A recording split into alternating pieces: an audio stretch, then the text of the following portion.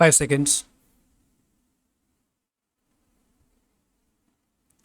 People in rural areas find that there are no health facilities available to them, and their children may die due to lack of it. In order to have security, both in terms of child survival and old age support, they go for at least 3 or 4 children. The better off in the society, however, can take greater care of their children because of being sure of getting all the medical care that science and technology can provide them in today's world.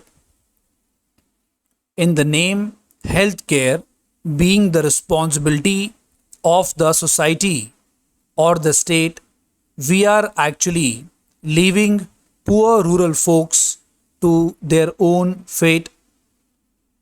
We should not forget that we have given them freedom to live as they like.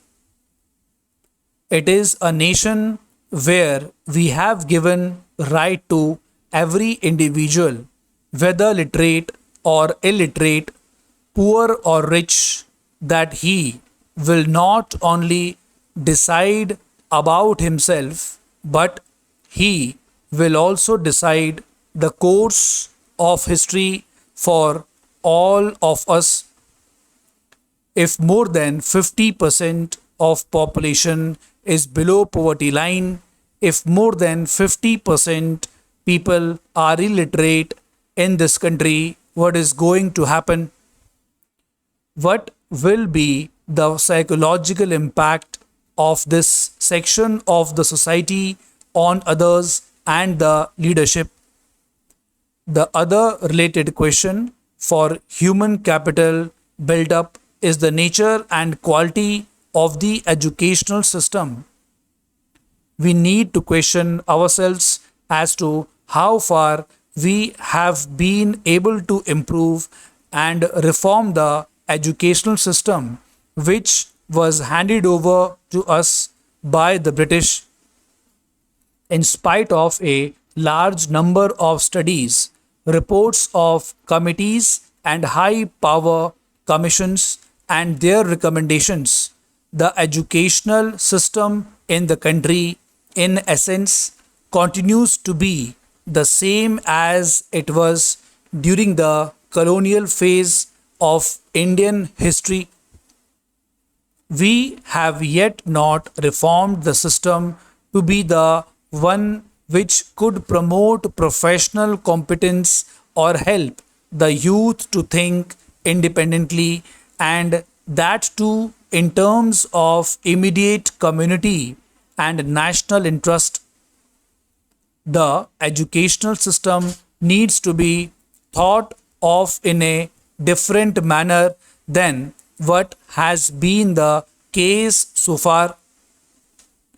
Spread of education is closely associated with population control. This has been amply demonstrated in Kerala, which has the highest literacy rate and the lowest rate of population growth.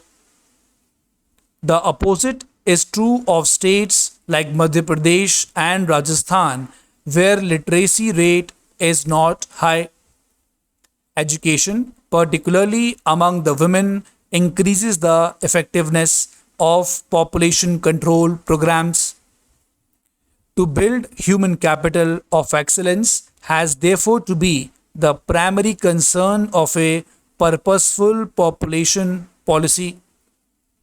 Education of women is particularly important, and this aspect of education is lacking in our country.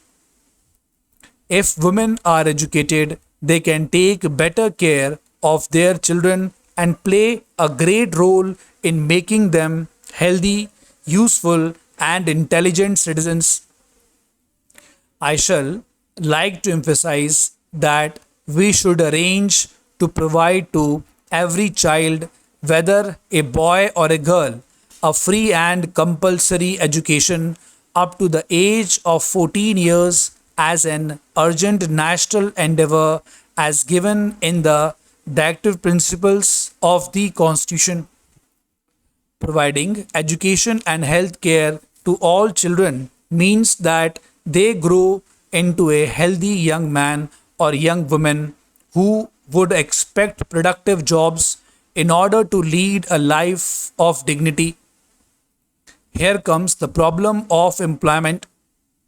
With the advancement of technology and the associated luxury and comfort that people are enjoying in many parts of the world, we are also aspiring to have the same facilities in our lives.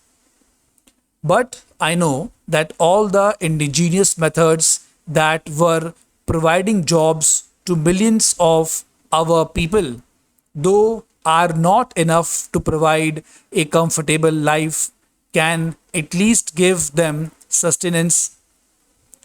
This employment to millions is being threatened by technology. Since survival is the basic instinct of human beings, people are not bothered about what will be the future of India or whether they will have the comforts and benefits of technology. They are simply interested in survival. As long as a large section of population is just struggling for survival, we cannot pull out from them the indigenous employment facilities that gave them sustenance. Unless we think afresh about education, employment, and health services in the changing climate, I don't think we shall be able to make a great impact on population front. Our population policy, therefore, must relate to the question of employment. How best to exploit the human capital remains a critical question. A balance between needs of technological advancement on the one hand and students, be ready for the outlines. 5 seconds to go. Science and technology, below the poverty line, educational system, colonial, demonstrated, Rajasthan, excellence, compulsory education,